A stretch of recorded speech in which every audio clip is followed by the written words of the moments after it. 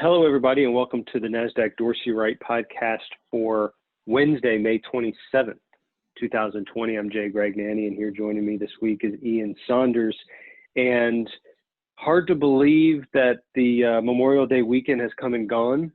The official start to summer, a period of time where we not only take time during the weekend to honor active duty military and veterans and thank them all for their sacrifice and service out there in the marketplace. But it historically is a time of year, Ian, where, much of the Richmond, Virginia area would be taking off to the beach, the coast, the river, or pools opening up is always the big event around that time of year, at least for the kids. And very different time, very different feeling this year as we are all managing through the social distancing COVID-19 mandates that we're dealing with now. So I hope everybody's staying healthy and safe out there. And I think all eyes these days are on the country as areas, states, localities begin to open up in certain phases. I know at least here in Virginia, parts of what they're calling phase one began to open up a couple of weeks ago, and Richmond City will begin to open up. I believe it's this Friday in a phase one capacity, which means restaurants can serve outside seating tables at limited capacity, and some other non-essential businesses can begin to open. So we'll certainly be interested to see how that goes. But beaches did open last week, and Ian, I was not one of them. Did you make it down to the beach last weekend?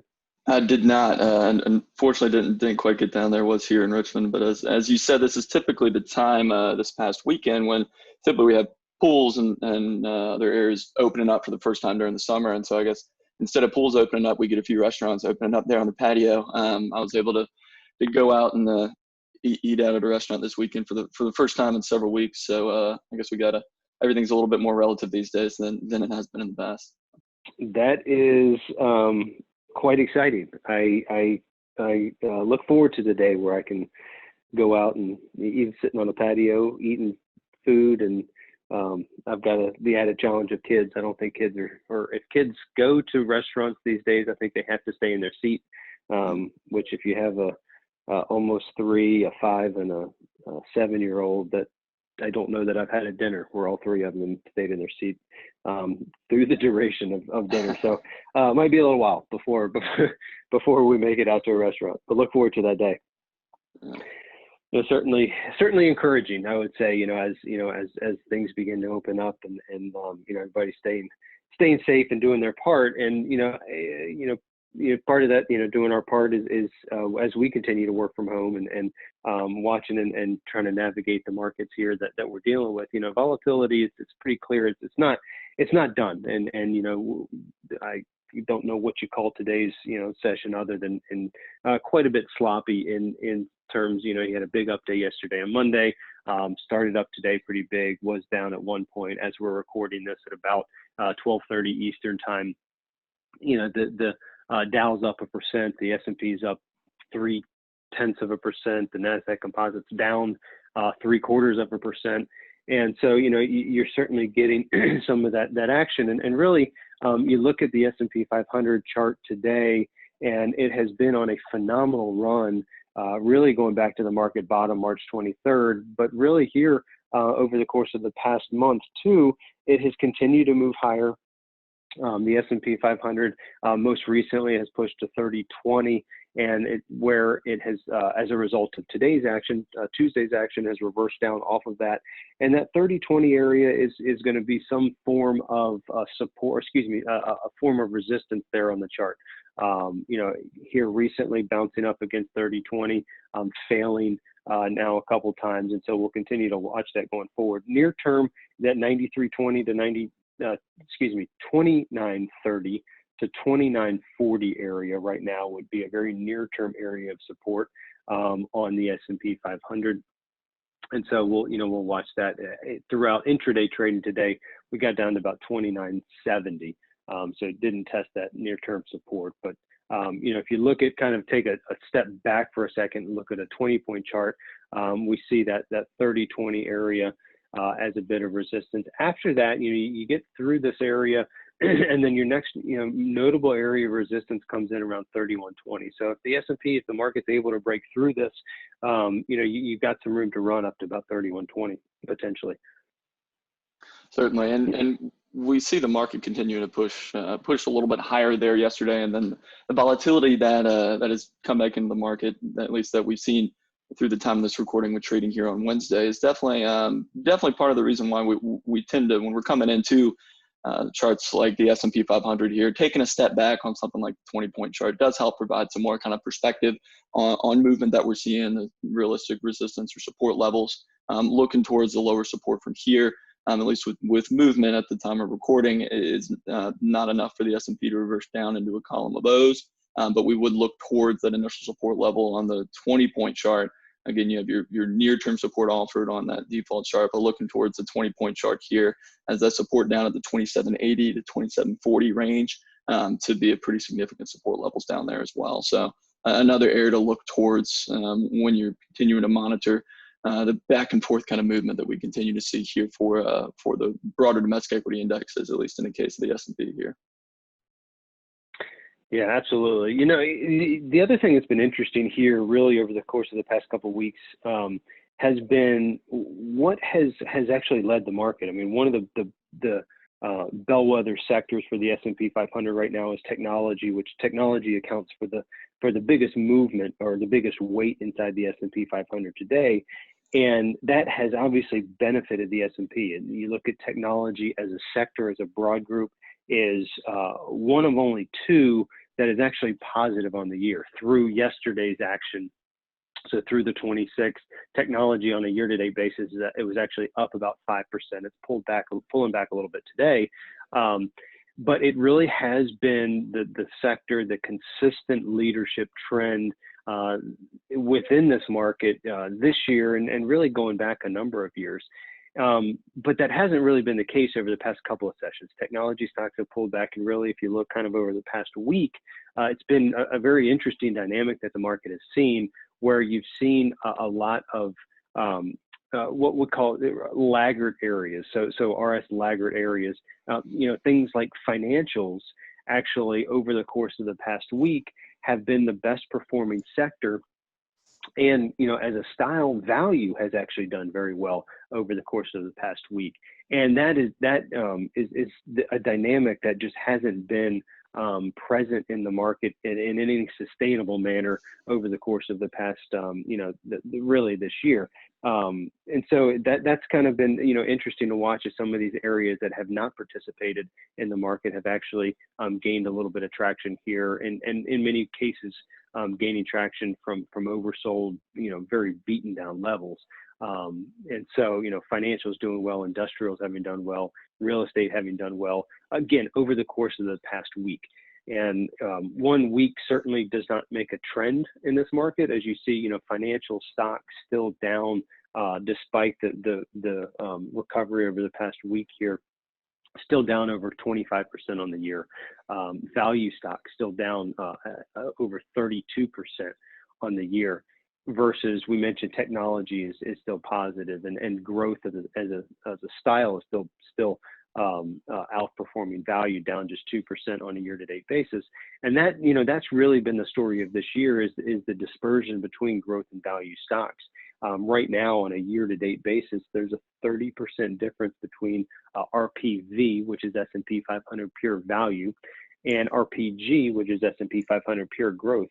And so, that is a massive dispersion in terms of performance, and frankly, the largest dispersion in terms of performance on a rolling six-month basis that we've seen since the 2009, early 2009 time period. So this difference, this dispersion has been very, very large in terms of the growth and value dynamic.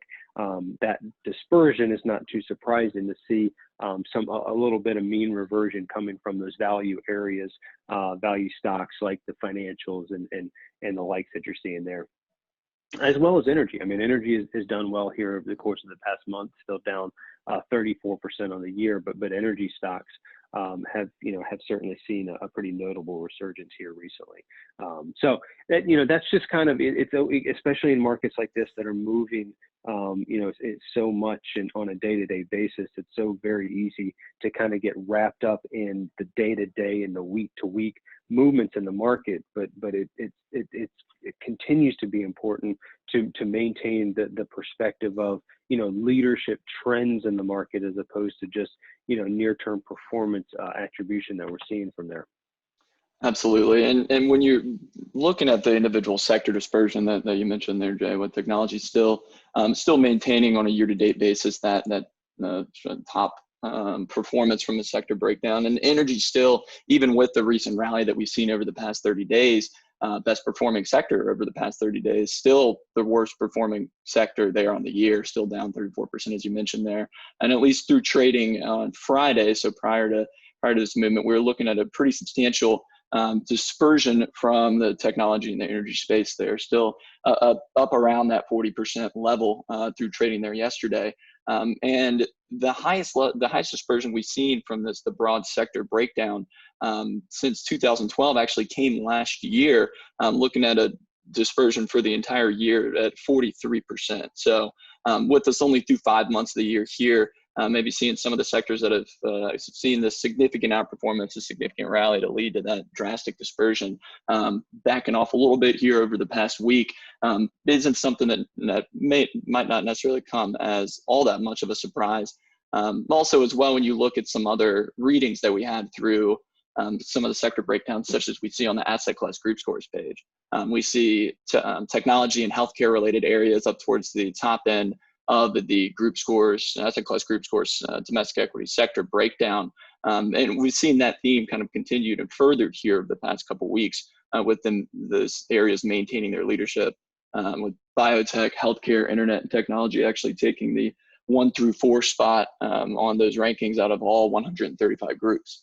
But each of those areas are also moving up towards more overbought territory, as you mentioned there as well. Not necessarily what we would consider to be overbought from a group perspective as a whole, but definitely moving more towards overbought territory than many of the other groups that we see here on this page. So looking at that, the longer term leadership for those sectors is we still see that intact through many of our rankings, whether it's the group scores or whether it's through Dolly. But looking at some of the near-term underperformance from that space over the past week or two, you can look towards those more overbought areas, maybe backing off a little bit from that rally, and then the expectation being for that until we see the broader rankings change here, either from the group scores or from Dolly or from other rankings, look towards that leadership to continue here moving forward. Yeah, that's right. Even again with that that kind of near-term underperformance, and it's not that sectors are down over the course of the past week.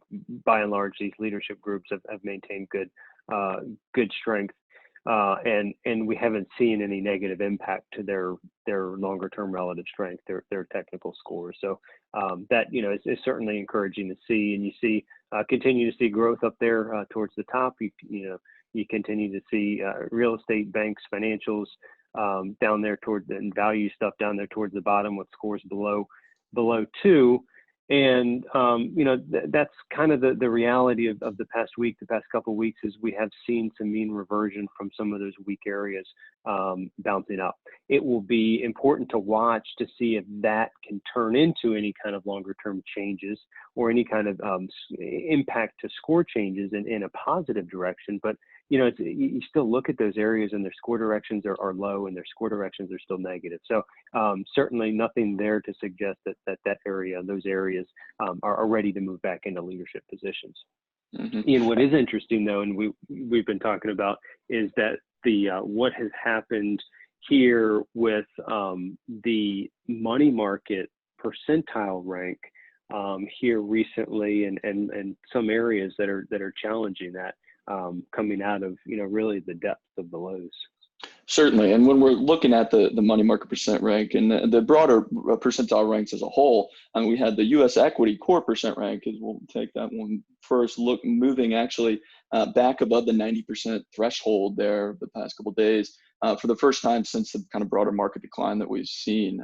It moved back above 90%. We see it at a current rank reading of 90.14, and at least through trading on Monday for the first time there since February 26th of this year. So I guess the further improvement that we've seen from the broader domestic equity space as a whole, even with it being largely centered around the laggard areas over the past week, has continued to push the broader market higher, at least from that broader technical ranking perspective.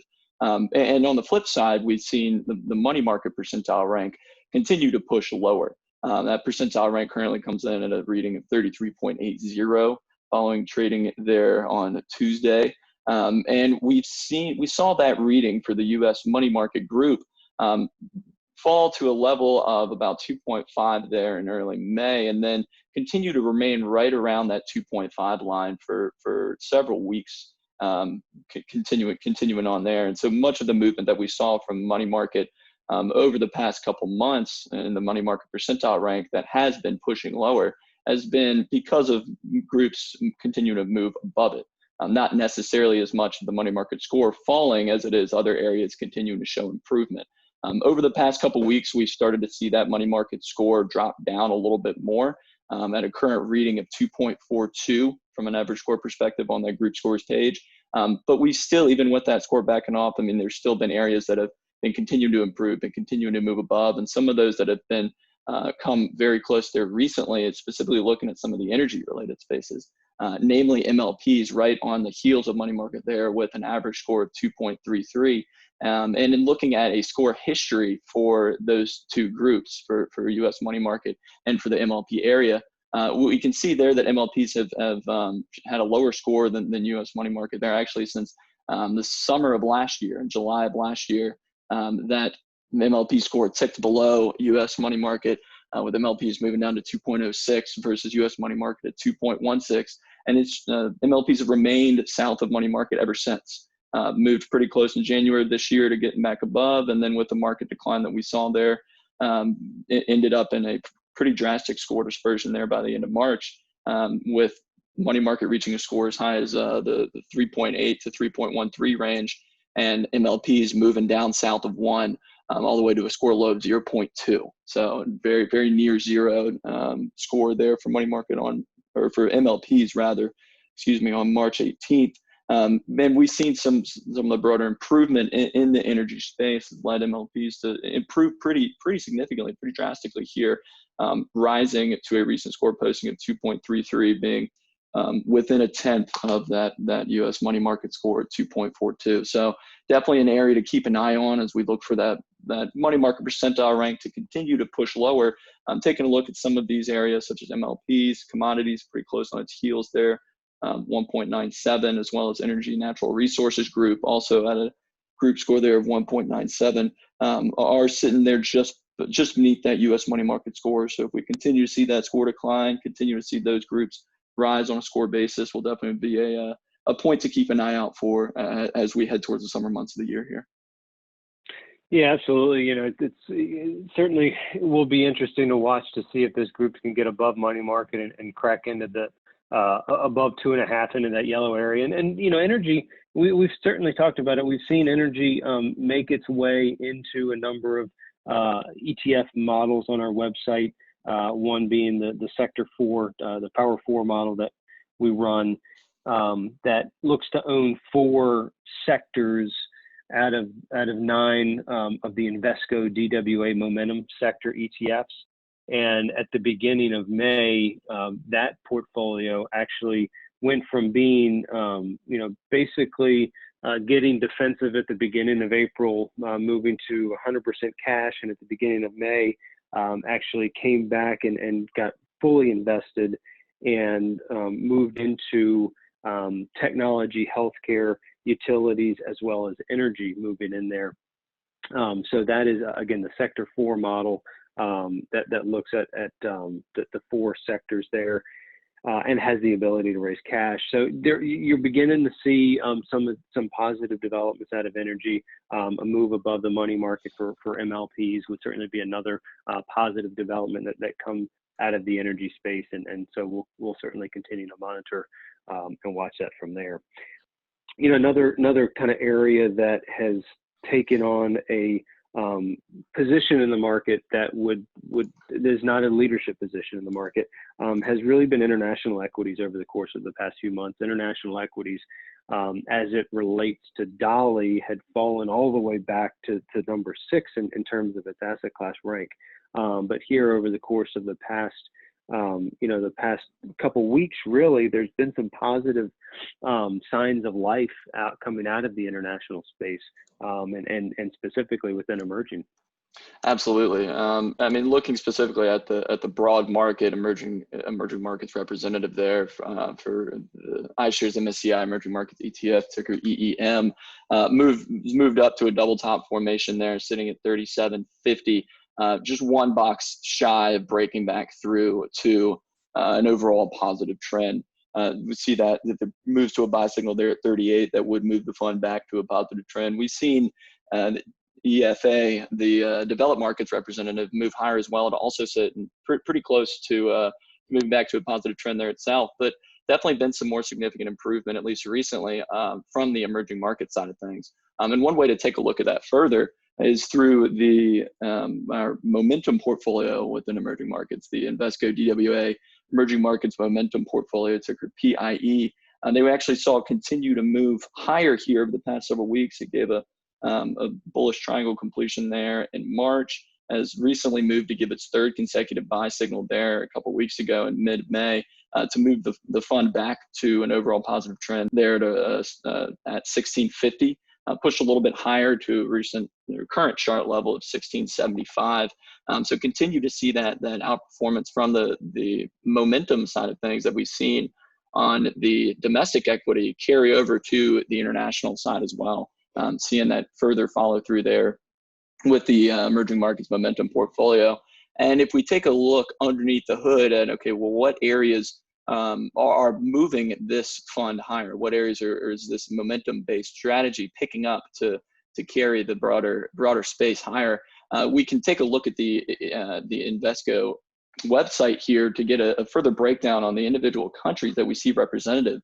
And unsurprisingly, we see that China has the top positioning there at a current percentile allocation of over 43%. So pretty significant overweight there towards China. But then just beneath it, we see that Taiwan has a very significant overweight as well at 36%. So over 80% of the fund is currently held in those two countries alone. And China has been one area of continued improvement that we've highlighted over the past couple of weeks here. It's held up better than most of the other areas in the broader international space, as the highest international group ranking in Dolly for several weeks now.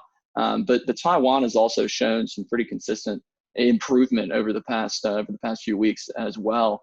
Looking at a specific country representative there, ticker EWT, the iShares MSCI Taiwan ETF, actually with movement yesterday continued to push higher to the 3750 point, which actually moved that fund back to an overall positive trend in and of itself. So I'm looking at near-term support up on a little bit of a stem there with near-term support offered at 3250, but definitely is a further sign of improvement for at least some areas within international, even though the space is still going to be out of favor from your broader asset class ranking perspective. There are some areas that are showing that continued movement there to the upside, centered around mainly within China, Taiwan, and a few other areas within Asia there. But definitely will be some interesting spaces to look towards as we continue down the next few weeks here, continue to see if those areas are going to continue to maintain strength, and potentially lead the international equity space back towards some semblance of at least a near-term improvement from a broader ranking perspective. That's great, Ian. Yeah, and if you could just keep talking a little bit longer, I think once you started talking, the market started to uptick a little bit more. So if you could just keep on talking a little bit longer through until about 4 o'clock Eastern time, that would be great. A little bit longer podcast. Yeah, in all seriousness, certainly not a lack of things going on, and times like these certainly important to continue to monitor positions, but also maintaining some perspective and not getting too wrapped up in the day-to-day and the week-to-week performance. And while it's all very, very often very easy to do, but continue to monitor the strengths and the rankings in the marketplace is certainly something that we'll continue to monitor for you and continue to highlight any changes or potential changes, things that we're watching via these podcasts, as well as via our weekly videos, webinars, and daily equity and market reports. So with that, Ian, always great to chat with you on the podcast. Appreciate everybody out there joining us. Hope everybody stays healthy and safe, and we look forward to talking to you soon.